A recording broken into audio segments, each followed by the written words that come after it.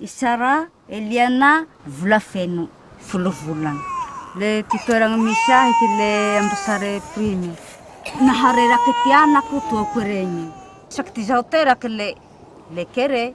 Isaky ty zaho teraky le kere. Tsisy taogna haha vokara ay vole zany. Nafa isaky teraky rafa le tendriky kere avao.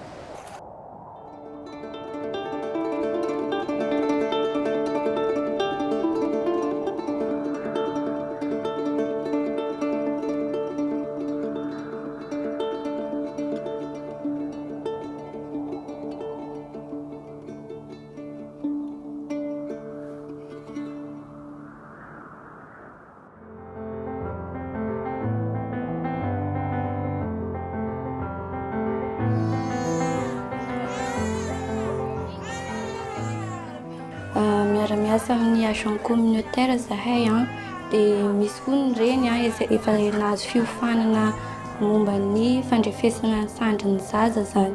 Anjaranay amin'izay no mandanja sy mandrefy an'zareo dia raha anatin'ny critère d'admission zareo dia raisinay an-tanana mora ohatra misy complication dia alefanay any Ambovombe any amin'ny CRENI.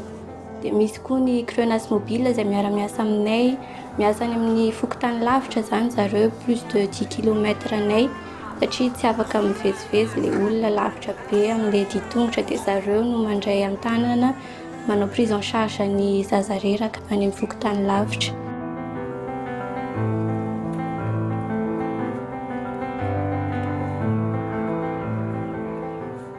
Ny tsy fampihana-drano no fototra voalohany mahatonga ny malnutrition dia manoloana an'izay olana izay zahay dia manome rano fisotro madio maimaim-poana ho an'ny zaza reraka. Soa ty hapitaly fa mahasalama.